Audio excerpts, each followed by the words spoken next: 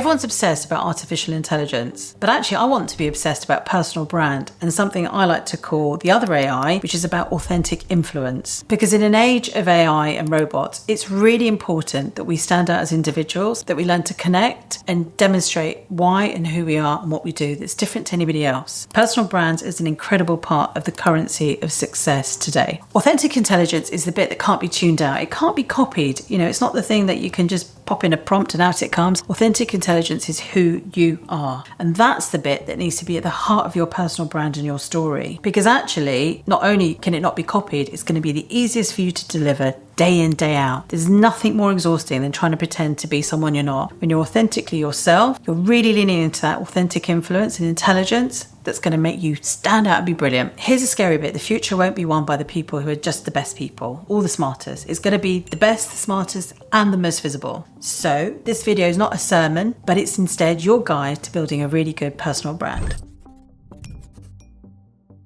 Anonymity is a bigger threat than AI. And the reason why I say that is automation isn't going to kill your job, or the fact that your business may use more and more AI than ever before. And jobs are going to change, roles will change. But your best chance of not just growing and evolving with this incredible technological change that we're a part of is by demonstrating and being your personal brand. Because you need to be easy to be found, easy to be discovered and understood. What you stand for, what makes you brilliant, what you can contribute and do. Now that doesn't work just in the work environment. It also works if you're running your own business. Because the reality is, in a world where there's a plethora of choice, actually, I often will want to buy from the person I might connect with. Now, we know people buy people, but actually when you're running your own business, doesn't matter if it's a small business or a huge business, individual characters matter. It's why we know that even the biggest businesses of the world, often their personal brands of their leaders are much bigger than the brand itself. And that's because we want to know who's behind it and what's that story they tell. So where do you start in building a personal brand?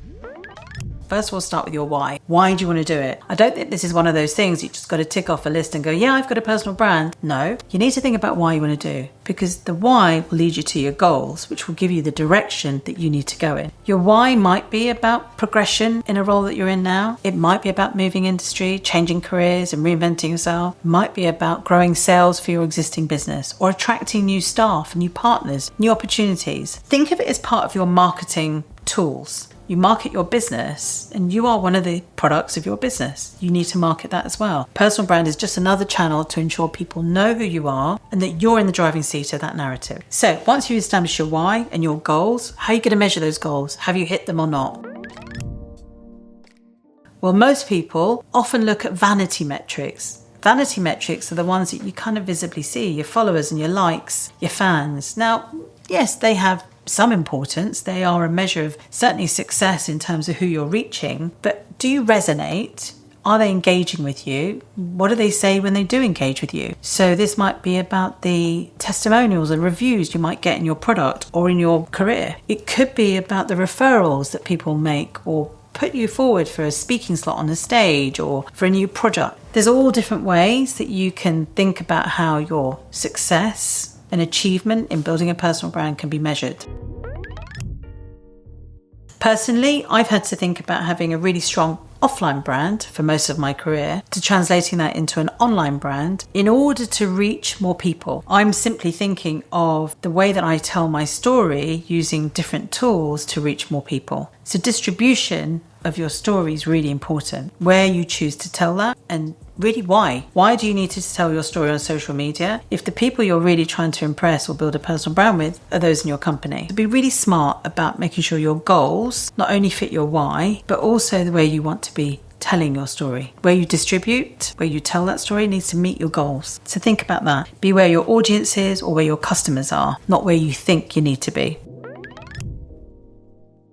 I think there are 5 visibility villains. These are the things that get us in the way of building a personal brand. There's comparisonitis. We all suffer from that. We think we need to compare ourselves to someone else. Really, we're in our own race with ourselves. There's the fear of cringe. We're all terrified of being more visible about who we are, telling our story, being in front of a camera like this. We're all scared of being a little bit more cringe. There's the perfection paralysis. Just want to get that story. We want the way that we turn up and show up or what we say to be absolutely perfect. stops us from doing anything. We stay stuck in our ways, we're not out there. Actually, the best personal brands are people who start building in public and keep perfecting it and curating it over time. We just need to start. There's the corporate filter. There's the person you think you need to be in a corporate world with the person you really are. Really, there needs to be a blend. Of course, you need to be respectful of the professional environment you might work in, but that doesn't stop you from being more you. And then there's the inner critic. Actually, the inner critic is probably the worst of the worst. We have that inner voice telling us,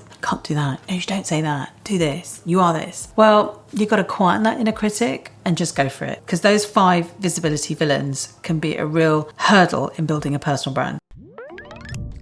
I have a system and I try to think about personal brand. I've called it the Sparkle Framework, and I'm going to take you through each letter. So S, stand for something. You need to demonstrate your values. Where do you stand on something? This isn't about being an activist or waving a placard around. It's just being clear on perhaps where you are with your values or what really matters or excites you about things. P is for publish. You've got to get it out there, whether it's in a meeting, putting your hand up in a meeting and being more visible, to posting something online, to making a video. Publishing it. If you don't publish somewhere, where do you start? Amplify your voice. Turn every pitch an opportunity to be able to get out there and tell your story, whether that's in a meeting, in a presentation, online. Where and how are you going to amplify your story? R, reinvent. The R of Sparkle is about reinvention. Personal brand can help you evolve in your reinvention of who you are. You can choose how you turn up, who you turn up as, and what story you want to tell. It's the best way of thinking about moving from one place to another, or actually just being more visible as you want to be. With you in control of writing that story, you decide how you're seen. K, know your impact. This is about being really clear about the impact you're having, not just your personal brand, but in what you do. How do you tell the story of you, your impact, whether it's through the product you sell as a founder or the job you might do?